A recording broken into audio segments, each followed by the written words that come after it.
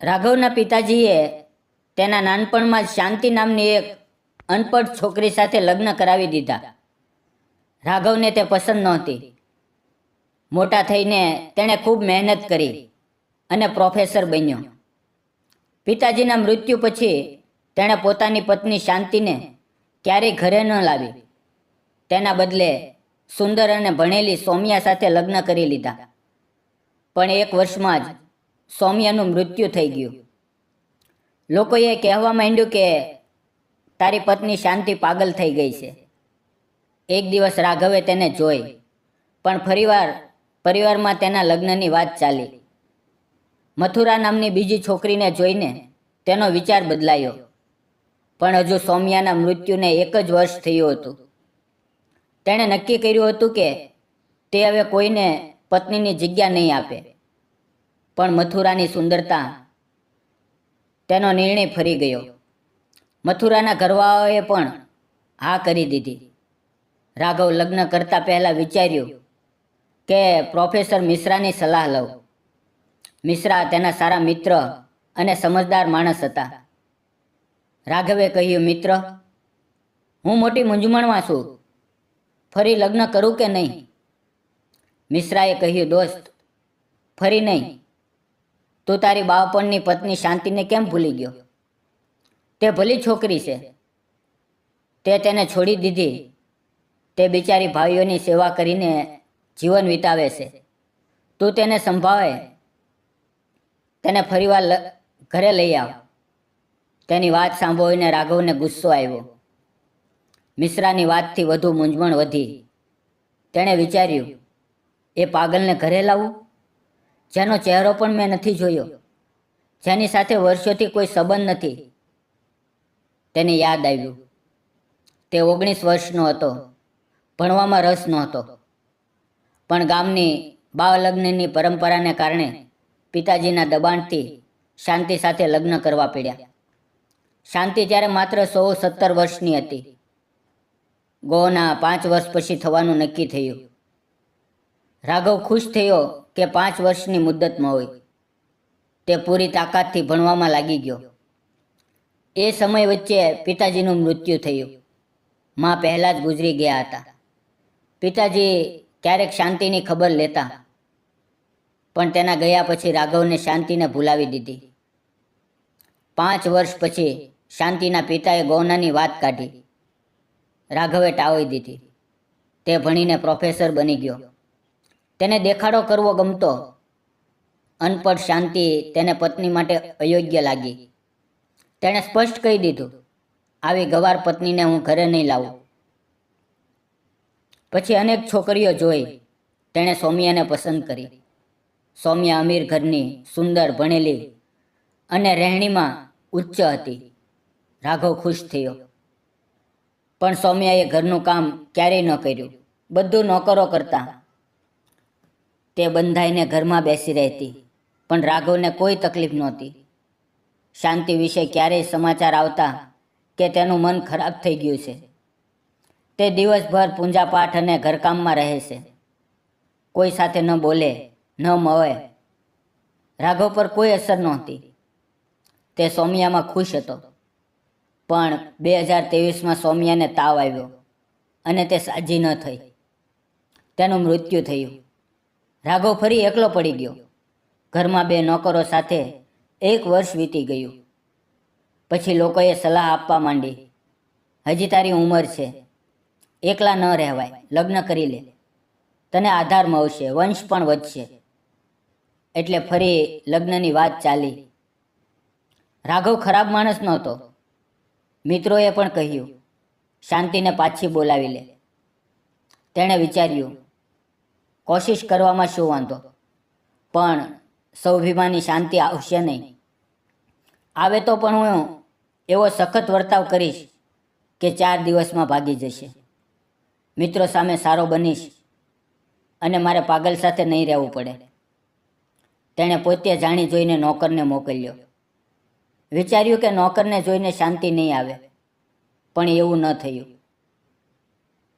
જ્યારે સાંજે કોલેજમાંથી પાછો ફર્યો તો એક સ્ત્રી પાણીનો ગ્લાસ લઈને ઊભી હતી.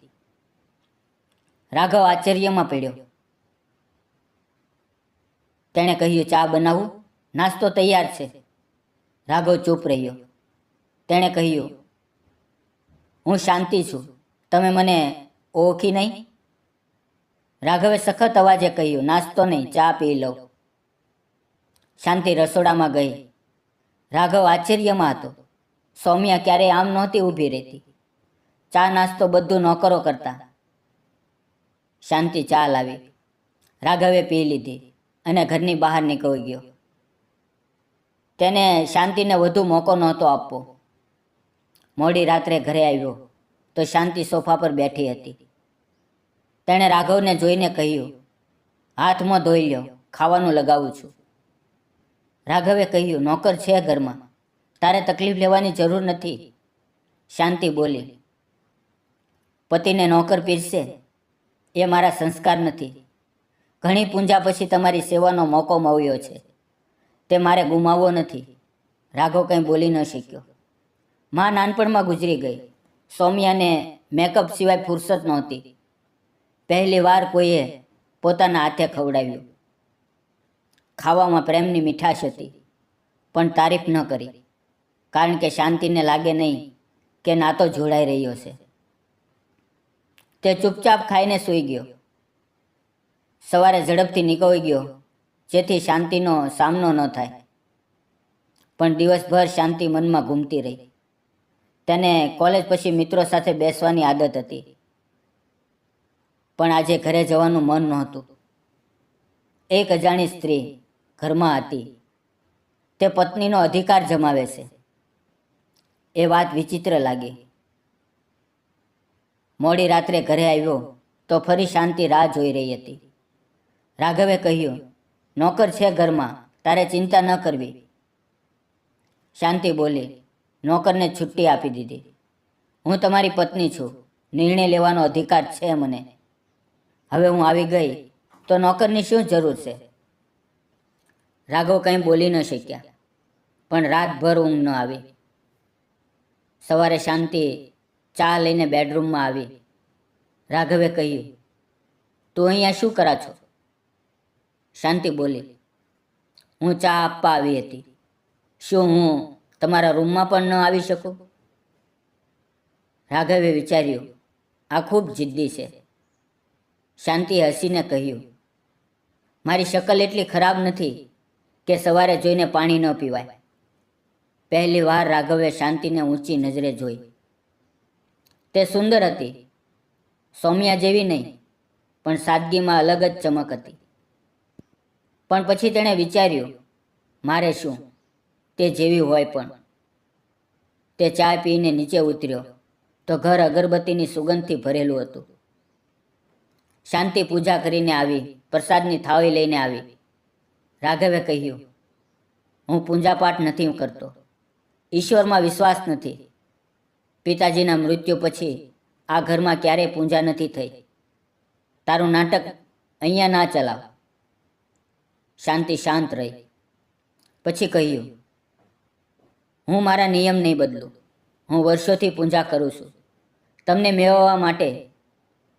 જો છોડી દઈશ તો ઈશ્વર સમજશે કે હું સ્વાર્થી છું. રાઘવ તેની વાત સાંભળીને આશ્ચર્યમાં પડી ગયો. જેનો પતિ તેને છોડી ગયો તે તેના માટે પૂજા કરે છે? શાંતિ બોલી, મને વિશ્વાસ છે કે ઈશ્વર મારી સાથે ખરાબ નહીં કરે. જન્મ જન્મના બંધન આમ નથી તૂટતા. રાઘવે વિચાર્યું, આ મને ફસાવાની ચાલ છે, પણ તેની વાતોમાં આવ્યો નહીં. હવે 1 મહિનો વીતી ગયો. રાઘવને ખબર ન પડી. તેને લાગવા લાગ્યું કે શાંતિની હાજરી હવે ખરાબ નથી લાગતી. ઘર શું હોય છે, તેને કેવી રીતે જીવવામાં આવે છે, એ તેને શાંતિના આવ્યા પછી જ સમજાયું.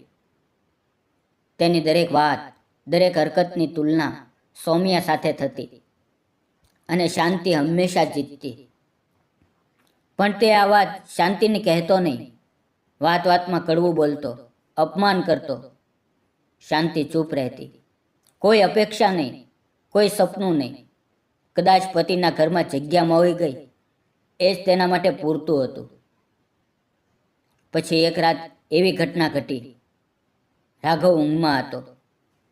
અડધી રાતે પથારીમાં કોઈનો હાથ લાગ્યો. તે હડબડીને ઉઠ્યો. ત્યાં શાંતિ હતી. તે ગુસ્સે થયો અને બોલ્યો, શરમ નથી આવતી અડધી રાતે પુરુષના રૂમમાં આવવું? અત્યાર સુધી મેં તારા અધિકારો અવગણ્યા, પણ હવે મારા શરીર પર તું હક જમાવા છે? હું તને પત્ની માનતો નથી, તો કેમ મારી પાછળ પડી છે? શાંતિની આંખો ભરાઈ આવી. તે કંઈ ન બોલી, ચૂપચાપ નીકળી ગઈ. સવારે રાઘવે વિચાર્યું, આજે ચા પણ નહીં મળે. પણ ટેબલ ઉપર ચા નાસ્તો તૈયાર હતો. શાંતિ નજરે ન પડી. રાઘવને લાગ્યું કે રાતે વધુ કહી દીધું. પણ પછી તેણે વિચાર્યું, માફી માંગવી નથી. તે ચા નાસ્તો કરીને કોલેજ જતો રહ્યો. કોલેજમાં મન ન લાગ્યું. આજે તેને પહેલી વાર પત્નીનું અપમાન કરીને ખરાબ લાગ્યું. તેણે નક્કી કર્યું, ઘરે જઈને કહીશ, મારી ભૂલ થઈ. હું ઊંઘમાં બોલી ગયો હતો, પણ અવાજ સખત રાખીશ. તે સાંજે ઘરે આવ્યો તો પાણીનો ગ્લાસ નોકર ગોવિંદ લાવ્યો. ગોવિંદે કહ્યું, માલકીન જતી રહી છે. તેણે મને બોલાવ્યો છે તમારી કાળજી રાખવા. તેણે એક પત્ર આપ્યો છે. રાઘવે પત્ર વાંચ્યો. કોઈ સંબોધન નથી આપી શકતી. જાણું છું તમે મારા જવાથી ખુશ થશો. પહેલા દિવસથી તમે ઈચ્છતા હતા કે હું ઘર છોડીને જતી રહું. તેથી વાત વાતમાં અપમાન કર્યું. પણ એ તમારો સ્વભાવ નથી. એ મેં તમારો ચહેરો જોઈને સમજી લીધું હતું. મને કોઈ ફરિયાદ નથી. ઈશ્વરે થોડા દિવસો માટે પતિની સેવાનો મોકો આપ્યો, એનો આભાર. બાકીનું જીવન હવે આ યાદો સાથે વિતાવીશ. રાતે હું તમારો પ્રેમ માંગવા નહોતી આવી. રસોઈમાં કામ કરતાં કરતાં પડી ગઈ. દુખાવો સહન થતો નહોતો. દવા લેવા આવી હતી. તમને જગાડવા નહોતી માંગતી, પણ દવાની બેગ ઓશિકા નીચે હતી. કાઢવા ગઈ, એ જ ભૂલ થઈ. પણ મારા ચરિત્ર પર આંગળી ઉઠી એ મારાથી સહન ન થયું. તેથી જઈ રહી છું. ગોવિંદને બધું સમજાવ્યું છે. તે તમારી કાળજી રાખશે. શાંતિ પત્ર વાંચતા રાઘવની આંખોમાં આંસુ આવી ગયા. પશ્ચાતાપના આંસુ. તેણે નક્કી કર્યું, હવે શાંતિને વનવાસ નહીં આપું. હું પોતે જઈને શાંતિને લાવીશ. આખું જીવન તેને મારી પાસે રાખીશ. તેને પત્નીનો પૂરો અધિકાર આપીશ. તેને સમજાયું, 7 ફેરાનું બંધન ખૂબ મજબૂત છે. ઈશ્વરે તેના માટે શાંતિને જ પસંદ કરી હતી. સૌમ્યા સાથે લગ્ન કરીને તેણે ઈશ્વરની ઈચ્છા વિરુદ્ધ જવાની કોશિશ કરી. એટલે જ સૌમ્યા છીનવાઈ ગઈ. ઈશ્વરની અદાલતમાં પણ બીજા લગ્ન કાયદેસર નથી. હવે બધી ભૂલો સુધારવાનો સમય છે. આગલી સવારે પોતે શાંતિને લેવા નીકળી પડ્યો. તેના ચહેરા પર જે ખુશી હતી એ સૌમ્યાના લગ્ન વખતે પણ નહોતી. શાંતિ પાસે પહોંચીને માફી માંગી. ચાલ શાંતિ, પોતાના ઘરે ચાલ. મેં તને ખૂબ દુઃખ આપ્યું. તે બધું સહન કર્યું, પણ હવે નહીં. શાંતિ બોલી, મારા ભગવાને મારી વિનંતી સાંભળી. કહે છે ને, ભગવાનના ઘરે દેર છે પણ અંધેર નથી. સાચા મનથી પ્રાર્થના કરીએ તો તે જરૂર સાંભળે છે. આજે શાંતિ ખૂબ ખુશ હતી. તો દોસ્તો, આ હતી આજની વાર્તા.